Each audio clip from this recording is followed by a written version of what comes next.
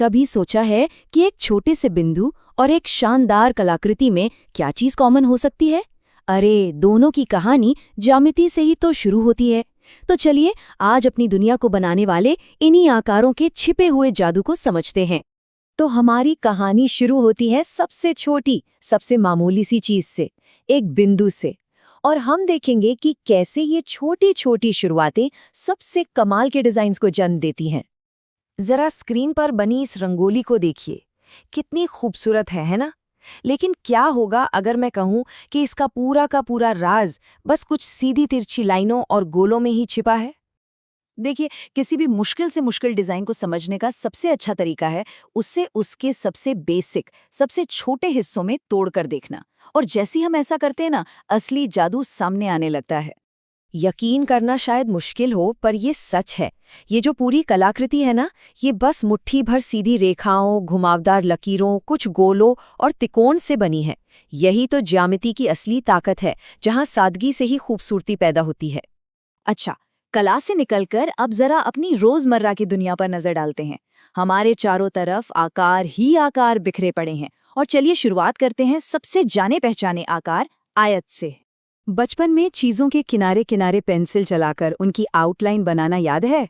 वो सिर्फ एक खेल नहीं था, वो असल में ज्यामिति की दुनिया में हमारी पहली खोज थी। सोचिए, एक मामूली सी माचिस की डिब्बे में भी कितने सारे आकार छिपे हो सकते हैं। तो किसी भी आयत को खास क्या बनाता है? हाँ, इसकी 4 भुजाएं और 4 कोने होते हैं, ये तो ठीक है। लेकिन सबसे जरूरी बात यह है कि इसकी आमने सामने वाली भुजाएं हमेशा हमेशा एक दूसरे के बराबर होती हैं। बस यही इसका सीक्रेट कोड है। अब एक मजेदार पहेली, एक वर्ग और एक आयत के बीच का असली फर्क क्या है? सुनने में तो बहुत आसान लगता है, पर इसमें एक छोटा सा ट्विस्ट है। ये सवाल अक्सर लोगों को कंफ्यूज करता है। भाई, आखिर दोनों के 4 कोने और 4 भुजाएं हैं, तो फिर ये अलग अलग क्यों हुए? इसका सारा राज उनकी भुजाओं की लंबाई में छिपा है। बस एक छोटा सा नियम है जो इन्हें एक दूसरे से बिल्कुल अलग बना देता है। इसको ऐसे समझते हैं, हर वर्ग एक आयत होता है, लेकिन हर आयत एक वर्ग हो ये जरूरी नहीं। कैसे? वर्ग में चारों भुजाएं बराबर होनी चाहिए, एकदम बराबर, जबकि आयत में सिर्फ आमने सामने की भुजाओं का बराबर होना ही काफी है। अरे, वर्ग और आयत तो बस शुरुआत है। ज्यामिति की दुनिया के कुछ और भी मजेदार किरदार हैं जिनसे हमें मिलना है, और ये हर जगह मौजूद हैं। वर्ग और आयत में एक चीज बिल्कुल एक जैसी होती है, उनके कोने।